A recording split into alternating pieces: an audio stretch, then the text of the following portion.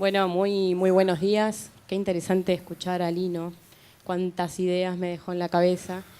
Y definitivamente, para empezar, la importancia de trabajar en ecosistema. No podemos trabajar de maneras aisladas los sectores privados, los startups, los científicos, porque definitivamente no vamos a llegar juntos a la innovación. Y hay una etapa de la innovación muy temprana ligada a la incubación. Hay un momento que tiene que ver con agarrar ideas y hacerlas realidad, otro que tiene que ver con acelerarlas, otro que tiene que ver con criarlas. Bueno, y de eso vamos a hablar en este panel. Bienvenidos a los cuatro. Muchas gracias. Matías, me gustaría empezar con vos.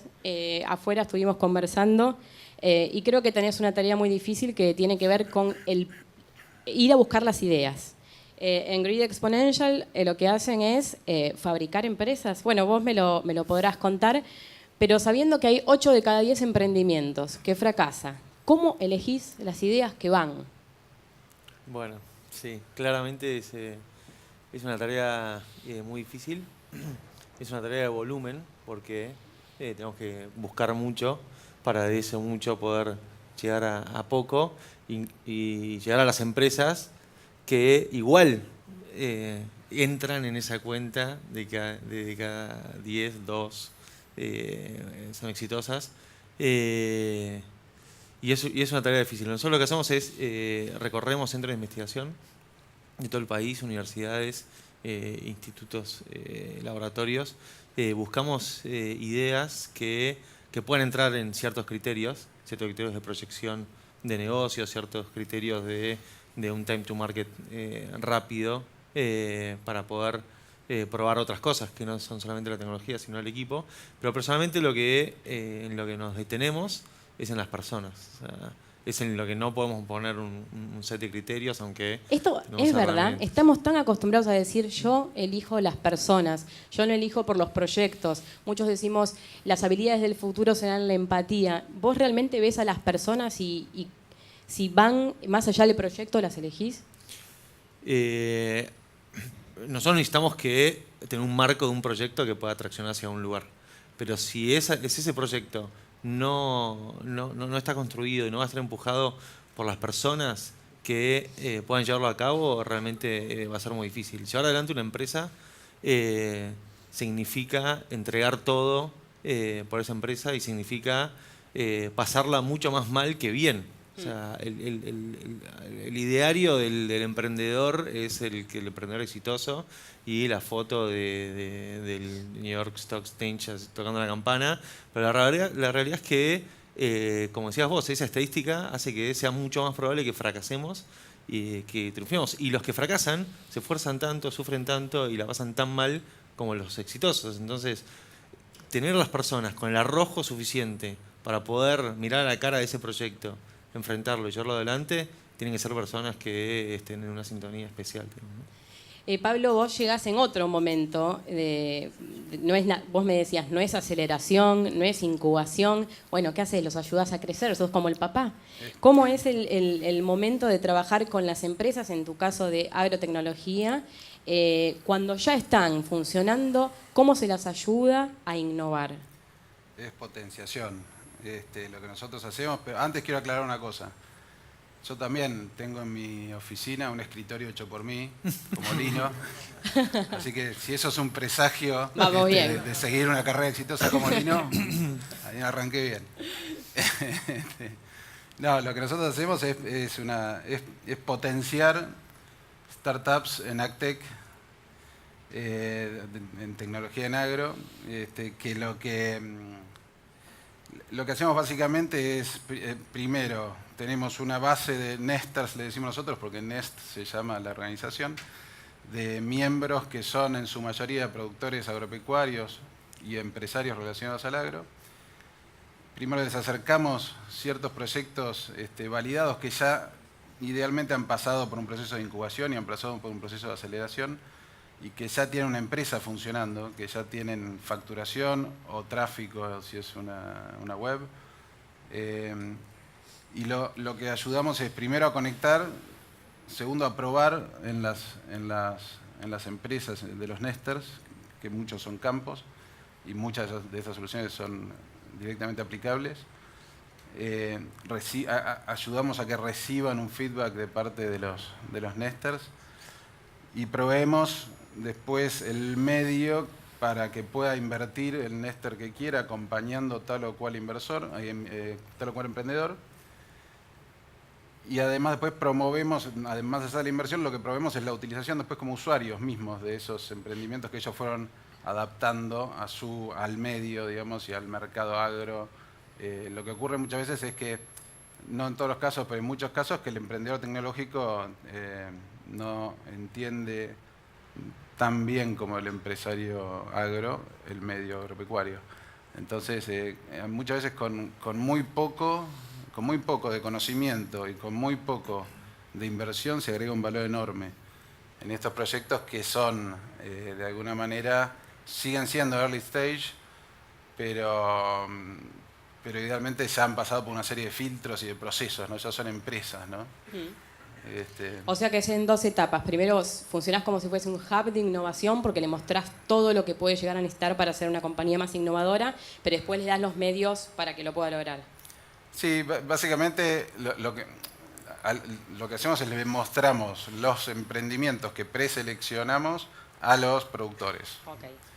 Y a partir de ahí generamos mucha dinámica, cosa de que el emprendedor adapte esa tecnología, les dé feedback, pueda invertir en ellos y después puede utilizarla, digamos, ¿no? Y recomendarla a sus redes, digamos, ¿no? Y un poco la potenciación se trata de eso, porque es una mezcla entre modelos preestablecidos o los modelos clásicos. Es una mezcla entre un club de ángeles porque tenemos una base de miembros que son por invitación, que son productores con determinados perfiles, perfil CREA, perfil APRESID.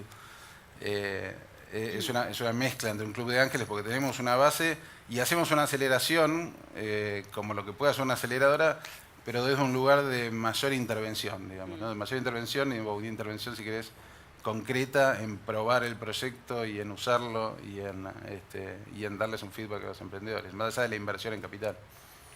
Gustavo, a vos te toca trabajar en una industria donde la innovación viene hace rato y es una ola que casi barre con la industria. Bueno, veamos si es así o no, pero trabajás en el Laboratorio Digital de Innovación del Banco Galicia. Y quiero preguntarte si la FinTech son partners o son competencia.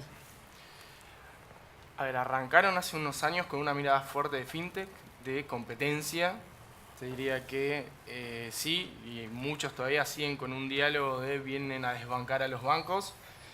La realidad es que hay muchas FinTech que han avanzado, no existe el blockbuster financiero todavía, sin embargo hay varios unicornios, como les llaman, digamos, de la FinTech. Hoy en día, y creo que el mensaje que incluso no solamente se ve desde los bancos, sino que las mismas FinTech vienen, es un modelo bien de colaboración y de co-creación. Hay varios estudios que demuestran, digamos, las características que tienen los bancos y las fintech, donde los bancos claramente tienen el volumen de clientes, tienen el presupuesto y tienen la confianza de muchas de la gente, pero las fintech tienen la innovación, tienen modelos de negocio distintos y tienen esa agilidad para trabajar, con lo cual la combinación en este último tiempo se está viendo como el mayor de los potenciales y ambas partes lo vieron, digamos, los bancos y las fintech están todas por el mismo camino. Banca es una industria bastante tradicionalista, podríamos decir que está entre las difíciles de cambiar. ¿Cómo se cambia ese mindset, esa cultura, esa manera de pensar una compañía para estos tiempos en los que los proyectos tienen que dar la vuelta en meses, no en años? La respuesta más cortita sería las piñas, pero la verdad que es uno de los desafíos más grandes que tenemos. Hicimos, justo el fin de semana, hicimos un hackathon, ¿sí? Donde un hackathon fue abierto, con lo cual, para que se den una idea, cuando fuimos a proponerle a la gente de seguridad, ya es la segunda edición, pero en la primera edición, cuando le fuimos a proponer a la gente de seguridad que íbamos a hacer un hackathon, que íbamos Casi a les da un infarto. 80 personas. No, fue, bueno, pero habría que ver el tema del ISIS.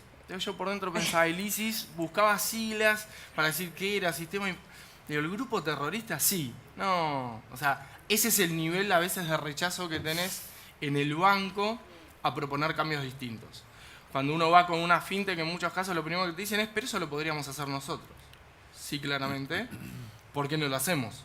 Entonces, ese proceso tiene mucho que ver con lo que nosotros llamamos, si quieren, la difusión y el cambio de mindset interno. El hackathon obviamente tiene una mirada de traer ideas a la organización, tratar de impulsar soluciones, pero dentro del hackathon participan lo que nosotros llamamos mentores, que son personas referentes de la organización que vienen y ellos creen que vienen a explicarle, digamos, a los equipos a cómo hacer negocios, pero la realidad que es al revés.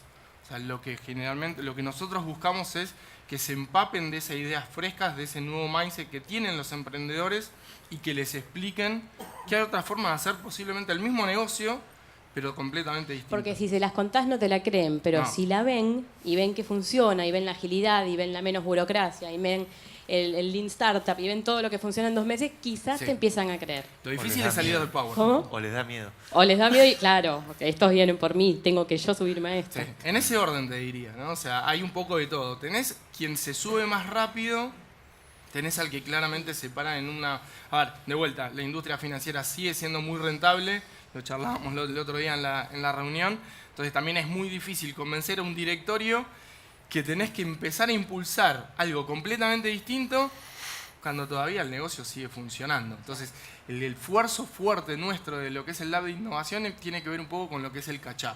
¿Sí? Entender que nos va a costar mucho llegar ahí. Si ¿sí? no lo hacemos ahora.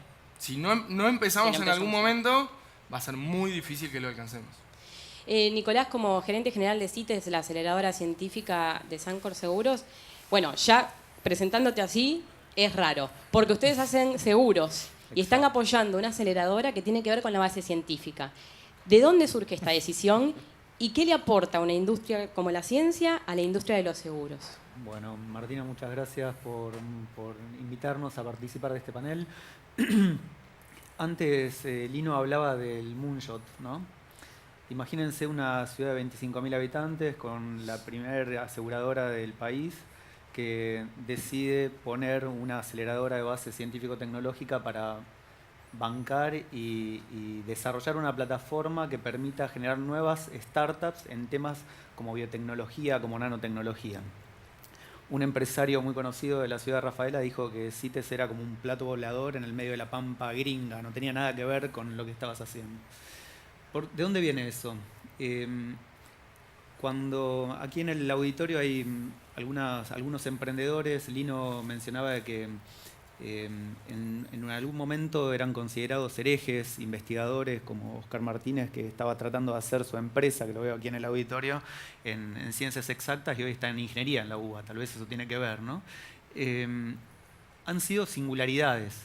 Creo que se necesitaban organizaciones como las que estamos hoy aquí representadas, que traten de generar una plataforma que favorezca la generación de startups de manera sistemática y que provengan del ambiente privado.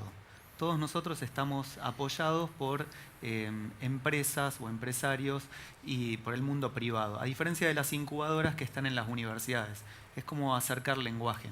¿Por qué Sancor decide hacer esto? Por otro tema que se habló en uno de los primeros paneles, responsabilidad social empresaria. Quería dejar un legado que permita desarrollar en el centro este de la provincia de Santa Fe el área de innovación, de ciencia y de tecnología totalmente ausente hace 4 años atrás, y hoy a través de CITES y sus startups estamos en camino de transformarnos en los primeros licenciatarios de patentes de CONICET. Pero eso, ¿cómo permea en la organización? Permea en la aseguradora porque matemáticos, físicos, ingenieros, biotecnólogos interactúan con áreas de negocios y mejoran procesos, traen startups que vienen de convocatorias para mejorar en temas de insurtech, fintech, procesos, ventas de seguros, plataformas de medicina, de telemedicina, pero también nuevos emprendedores que conocemos en el ambiente, en el ecosistema, y que permiten desarrollar áreas de Big Data en las aseguradoras argentinas que hoy todavía no las tienen.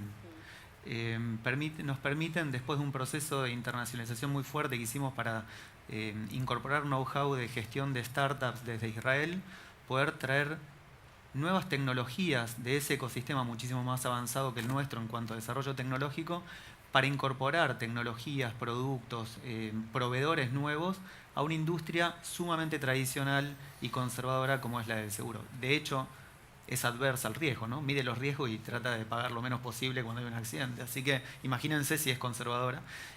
pero también hay una visión de adelantarse, de mirar, de tener principalmente una visión.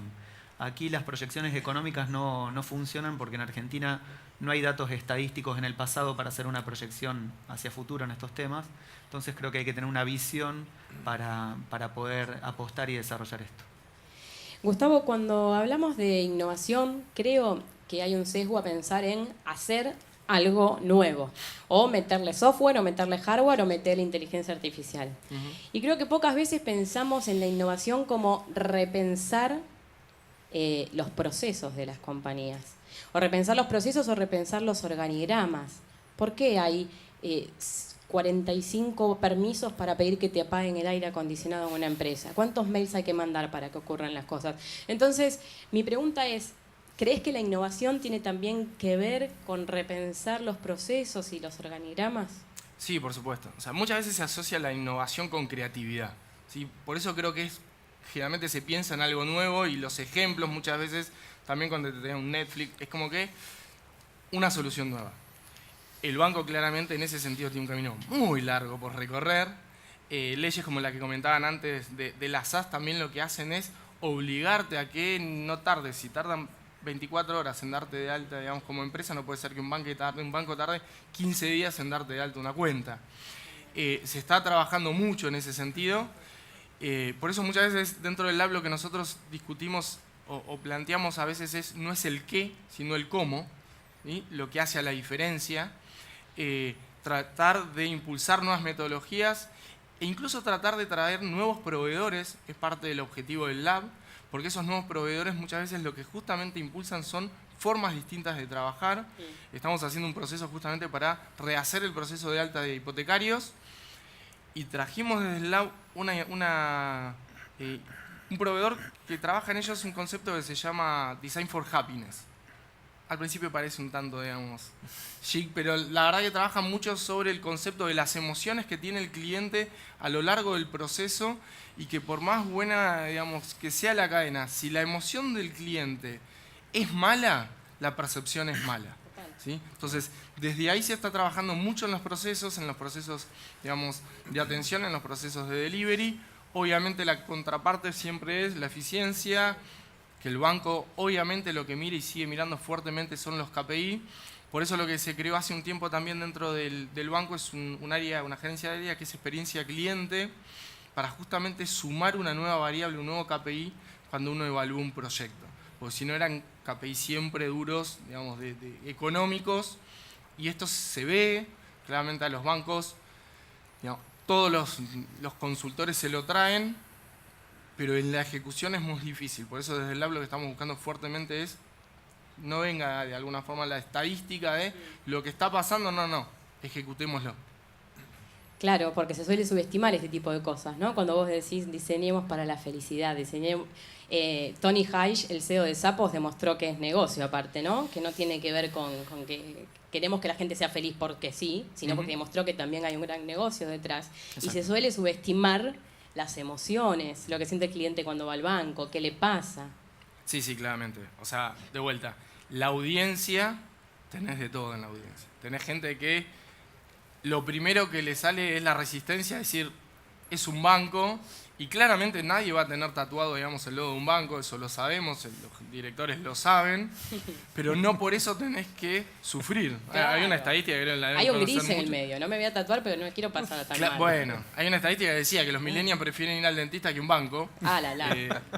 Y es real, digamos, o sea, en el interior a veces se sigue sintiendo como una acción casi de voy al banco y escucho, pero acá en la Argentina, o sea, en Buenos Aires, mejor dicho, si lo puedo esquivar, lo voy a esquivar, y todos tenemos ese concepto del cliente en el medio o en el centro. Estamos viendo cómo lograr realmente ponerlo en el centro, y que el banco, y no solamente el banco, vos hablabas antes del ecosistema, el ecosistema cambió mucho en el entorno financiero. En la Argentina todavía lo que le llaman las GAFA, que es Google, Apple, Facebook y Amazon, bueno, Amazon está llegando, todavía no pegaron muy fuerte, pero en Estados Unidos cambiaron completamente la experiencia, y porque como cliente no buscas o no comparás la experiencia con otro banco, la comparás con otra aplicación o con otra solución, o cómo compras en Mercado Libre si querés ir, Bueno, entonces, eso es lo que levantó muchísimo la vara en los bancos, a que vos sacás en Mercado Pago una billetera en nada, y de vuelta, en el banco tenés que presentar por poco el ADN para que te crean que sos quien sos y lo que tarda en darte de alta una cuenta, ¿no? Me alegro que me das esperanzas No entonces. es fácil, créeme que no es fácil.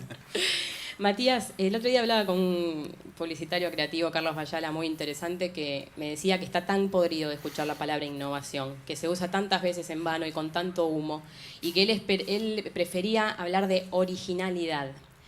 Y hablaba de originalidad con esta idea del origen, con las cosas que tienen propósito.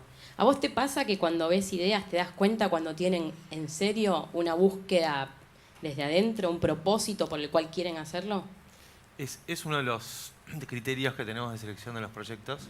Entendemos el propósito y no exclusivamente desde el punto de vista ético, que aunque obviamente coincidimos, sino desde el punto de vista estratégico. Entendemos que las empresas que no conciban la transformación real de algo en el futuro no van a ser empresas que traccionen el talento, no van a ser empresas que traccionen los mejores clientes y por ende no van a ser empresas que traccionen capital. Hoy en el mundo del Venture Capital cada vez más se entiende que el propósito de la transformación es un issue muy importante para las compañías y cada vez más se evalúa sinceramente qué va a transformar esa compañía. Digamos. Y si no va a transformar nada, se lo decís de movida, como para no perder el tiempo. Y si no va a transformar nada, es difícil que en nuestro criterio de selección lo podamos empujar porque entendemos que va a ser una empresa que no va a traccionar en el futuro. Estamos pensando en empresas a 10, a 15 años.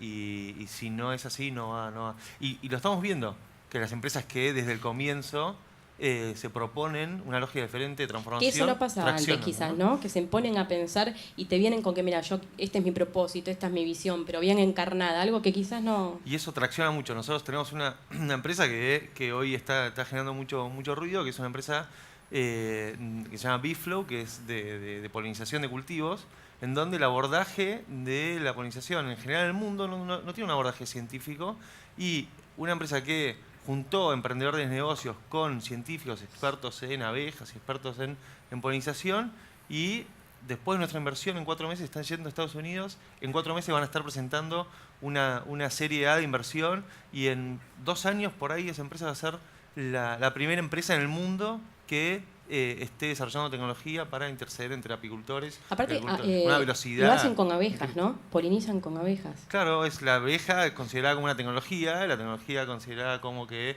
vos podés pensar un diseño de algo para que haga lo que vos quieras y de esa forma, entendiendo la naturaleza de la abeja, entendiendo cómo intervenir, podemos pensar.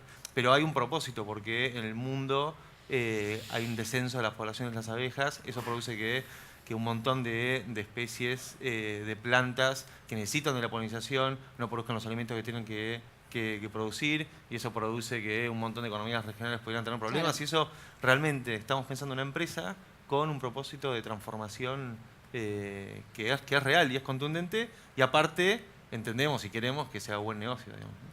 Pablo, ¿te cuesta convencer que la tecnología y la inversión en la tecnología es el camino? ¿Es un desafío o ya es algo que ven como necesario para seguir adelante?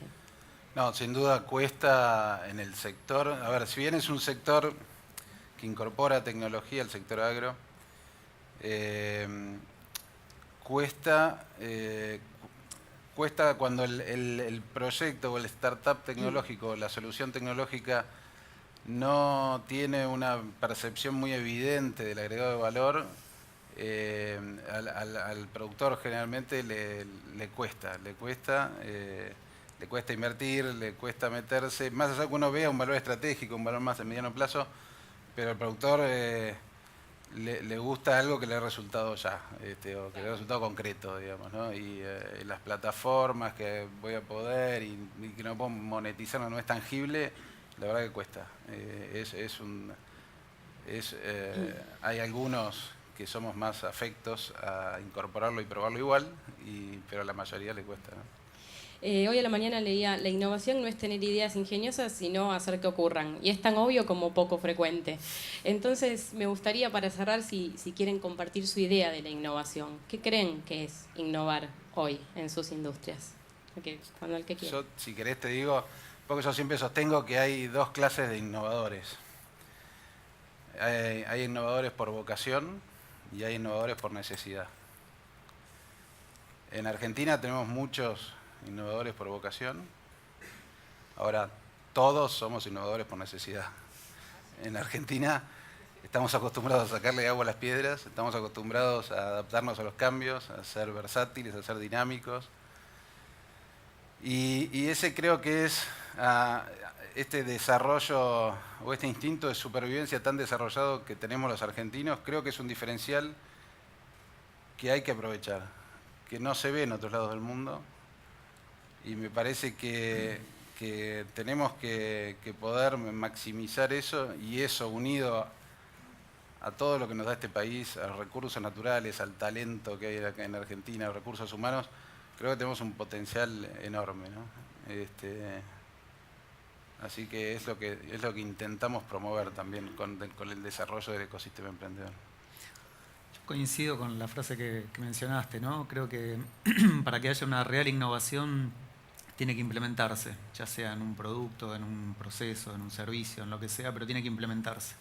Y para implementarlo, muchas veces hay una persona atrás que tiene un perfil muy particular, que creo que es el perfil del emprendedor, la persona que goza, que disfruta de implementar cosas, de transformar el contexto, transgrediendo los límites. Cuando uno logra hacer eso y lo implementa, creo que es la implementación de una innovación. Sí, claramente. En la Argentina hay una frase que dice, la atamos con alambre, ¿no? Y es un poco eso. Lo resolvemos. Creo que el gran desafío que tenemos sí como Argentina es eso, enmarcarnos, porque a veces uno piensa en innovación como un chispazo sale y avanzamos, y creo que todos los que estamos acá sabemos lo que cuesta realmente llevar eso a la cancha y que suceda, con lo cual me parece que el gran desafío que tenemos es unir mucho de lo académico, lo metodológico, lo público y lo privado, para encauzar esas ideas y esos intentos y esos impulsos en una realidad, digamos. Y hay una dimensión de responsabilidad también. Yo creo que aquellos que estamos en una situación de mayores privilegios, ya sea los individuos, o sea en los países, o sea en los que estamos dentro de ciertos sectores de privilegio dentro de los países, tenemos la responsabilidad de repensar un montón de cosas, repensarlas, tomar el conocimiento que está disponible, cada vez hay más conocimiento disponible, y poder llevar ese conocimiento a cambios, lo que hablábamos antes, digamos, transformaciones reales. O sea, el mundo toma una aceleración y toma una vorágine que si lo encaramos con las lógicas que venimos encarando, realmente vamos a estar en problemas serios. Y para eso vamos a necesitar innovar y vamos a necesitar tener cosas concretas, y para eso necesitamos mucho más formulaciones correctas de proyectos que ideas tecnológicas muy revolucionarias, ¿no? Tranquilo de morto, decía un amigo mío emprendedor italiano, decía tranquilo de morto. Y en un mundo como el actual... Justo hoy, pobre Thanos, ayer. Sí. Y en un mundo como el actual, yo creo que quedar quieto es quedar afuera, ¿no? Sí.